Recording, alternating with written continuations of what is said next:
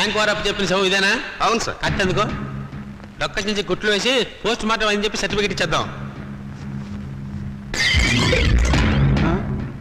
Sir ఈ శవం ఊపిరి పీలుస్తుంది, ఇతను బతికేమన్నట్టున్నాడు సార్. షటప్! నా కెరీర్ లో బతికిన వాళ్ళని బతికలేదు, చచ్చిన ఈ శవాన్ని బతికిస్తానా? నన్ను డిస్టర్బ్ చేయకుండా బతికాడు. Get out! నేను బతికే ఉన్నాను సార్. నిజం సార్. బ్యాంక్ వాళ్ళు అప్పెక్కొట్టడం కోసం శవంలా నటిస్తున్నాను సార్. అదే సంగతి ముందుగానే చెప్పు, లేకపోతే టెన్షన్ ఆపుకోవాలి. నిజంగా చెప్పేసామండి.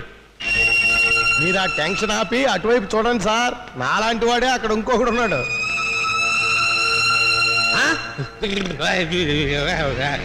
ఏమైంది సార్? అతను చూసి అలా ఉడికిపోతున్నారు. వాడు మంచి కదే బాబు, సొసైటీ పారిపోతుంది శవం.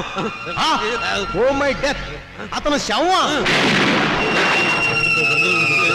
అయ్యో బాబు!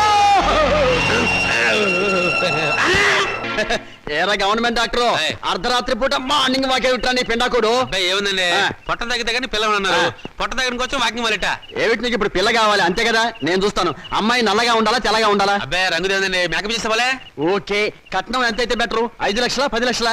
ఓ 10 లక్షలు తెచ్చేసా. ఓహో, ఇప్పుడు అడ్వాన్స్ గా ఎంత ఇస్తావు? పెళ్ళప్పుడు ఎంత ఇస్తావు? ఏంటి కట్నం నేను వాళ్ళ? మరి 10 టన్నుల బరువు ఉంటావు. నిన్ను హనీమూన్ తీసుకెళ్ళడానికి లారీకి రోజుకు 10,000 అవుతుంది. నెలకు లారీ ఫెయిల్ అవుతుంది. నీతో సంసార భారాన్ని మోయడానికి సంవత్సరానికి 10 లక్షల కూలీనే అవుతుంది. నీకు ఎదురు కట్నం కూడా ఇవ్వాలా? సరే సరే, ఇంటికి ఎవరమ్మాయి? మొన్న శ్మశానం నుంచి లేచిపోయాడే ఆయన కూతురు. ఓహో, ఆయన కూతురా? మరి ఇప్పుడు ఎక్కడుంది? ఏవో అన్ని చోట్ల గుంటలు తీస్తే గానీ ఆ అమ్మాయి ఎక్కడుందో బయటపడదు. అంటే ఆ అమ్మాయి కూడా శవమేనా? మరి నిన్ను బతుకున్న వాళ్ళు ఎవరు చేసుకుంటారా? ఆ షేపు చూడు, పలావు డేగిసా మీద పనసకాయ పెట్టినట్టు. చెయ్యి.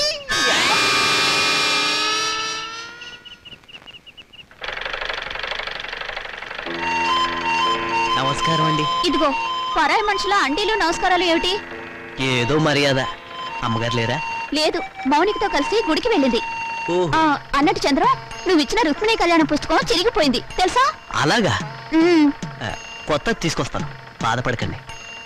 నాన్నగారు లేరా? లేరు. ఏ ఎందుకని?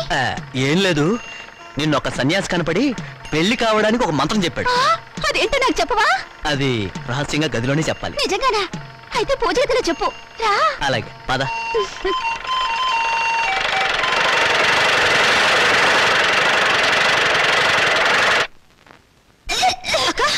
ఏందన్నావే వాంతి చేసుకుంటున్నావు? అబ్బే ఏం లేదమ్మా, రుక్మిణి కళ్యాణం బోల్డని సార్లు చదివానుగా. చదివితే వాంతులు అవుతాయా? మరి కడుపు వస్తే వాంతులు అవుతాయని చంద్రం చెప్పాడుగా. కడుపా? అవును, నాన్నగారు బాట తప్పారు, నేను నెల తప్పాను. ఎవరక్క? ఎవరు చేసరి పని? ఇంకెవరు? చంద్రం నేను రుక్మిణి కళ్యాణం బోల్డని సార్లు చదివాంగా. ఆ తర్వాత అతను నన్ను దగ్గరికి తీసుకుని ఏమేమో చేశాడు. అంతే, కడుపోయిందేమో వాంతులు వస్తున్నాయి. వస్తుంది తుప్పలేగా, ఎంత పని చేసావే. నమస్కారం. అంతా బాగున్నారా? లేదు, ఇప్పుడు చచ్చిపోయాం. పాపం ఏదో బాధలో ఉన్నట్టున్నారు. మాలతి నెల తప్పింది. నిజంగానా? పెళ్లి కాని ఆడపిల్ల కడుపు చేసిన ఆ నీచుడెవరు? నీకు తెలీదా? తెలిస్తే వాడిని బతకనిస్తానా? మాలతిని గర్భవతి చేస్తుంది నువ్వు కదా? అదే అడుగుతున్నాను. ఆ పని చేసింది నేనేనా, ఇంకెవడైనా ఉన్నాడా? ఎంత ధైర్యం నీకు! ఆ అమాయకుల జీవితాన్ని నాశనం చేసింది చాలక తెలివిగా మాట్లాడుతున్నావా? నిన్ను ఇటువంటి వాడిని బ్రతకనివ్వకూడదు. చూడండి, ఇప్పుడు కావాల్సింది ఆలోచన కానీ ఆవేశం కాదమ్మా. మొదట ఆ అమ్మాయికి ఎంత ఖర్చు అయినా కడుపు తీయించండి. లేకపోతే నా కాళ్ళు కడికి పెళ్లి చేసి 2 లక్షలు కడుపు చేసినందుకు కానుగ్గా ఇవ్వండి. మీ వల్ల కాకపోతే నన్ను చంపేసి కడుపులో ఉన్న ఆ బిడ్డకి తండ్రి లేని వాడిని చేయండి. ఆ తరువాత తలమాసిన మీ అక్కకి తెల్లచీర కట్టి కలకాలం కళ్ళను పెట్టి చూసుకోండి. ఏ పని చేసినా తెలివిగా చేయండి అమ్మా. మరి వస్తాను మామయ్య గారు. వస్తాను అత్తయ్య గారు.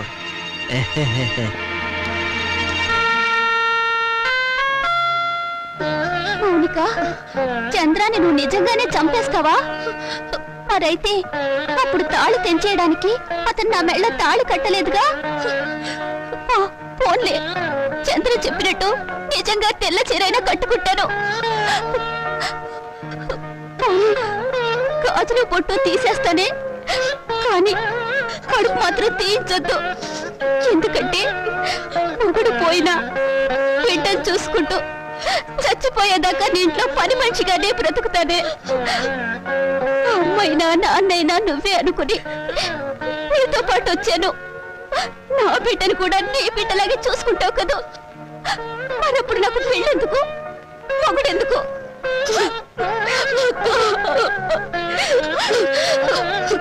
నువ్వేం బాధపడకక్క. ఎన్ని కష్టాలైనా నష్టాలైనా నీకు మాత్రం అన్యాయం జరగనివ్వను. ఆ చంద్రంతోనే నీ పెళ్లి నేను చేస్తాను. మౌనిక, నీకు కావాల్సింది 2 లక్షలే కదా, నేను ఇస్తాను, సరేనా? నువ్వా? ఏ, నేను ఇవ్వకూడదా? వద్దు, ఇప్పటికీ నువ్వు నాకు చాలా సహాయం చేశావు. నీకు సాయం చేసి నేను దివాళా తీశాను. అది కాదు, నువ్వు ఇలా సహాయం చేస్తుంటే 10 మంది ఏమంటారు? అన్ని నువ్వే అనుకుంటున్నావు, అన్ని నువ్వే అంటావు. మంచి పని చేస్తే చెడుగా వాగేవాళ్ళు చాలా మంది ఉంటారు. వాళ్ళ కోసం కాదు, మన కోసం మనం బ్రతకాలి. నిన్ను బాధ పెట్టాలని కాదు శ్రీకాంత్, మనంగా గుర్తింపు పొందాలని. నిన్ను బాధ పెట్టుంటే ఐఎమ్ సారీ. ఇక నీకు సారీ చెప్పే అవసరం ఉండదు. ఎందుకని? నేను బిజినెస్ పని మీద అమెరికా వెళుతున్నాను. 6 నెలల వరకు తిరిగి రాను. అన్ని రోజులే? ఏ, నా డబ్బు అవసరం లేనప్పుడు ఎన్ని రోజులుంటే నీకే? అది కాదు, అక్కడ అమెరికా పిల్ల నిన్ను లాగేసుకుంటే? ఆహా, ఎప్పటి నుంచి నీకు ఈ జబ్బు? నేను నీ దాన్ని అయ్యాక నీ జబ్బు నాకు రాదా? అచ్చా, ఇస్ ఇట్? అప్పుడియా? అవునా? అయితే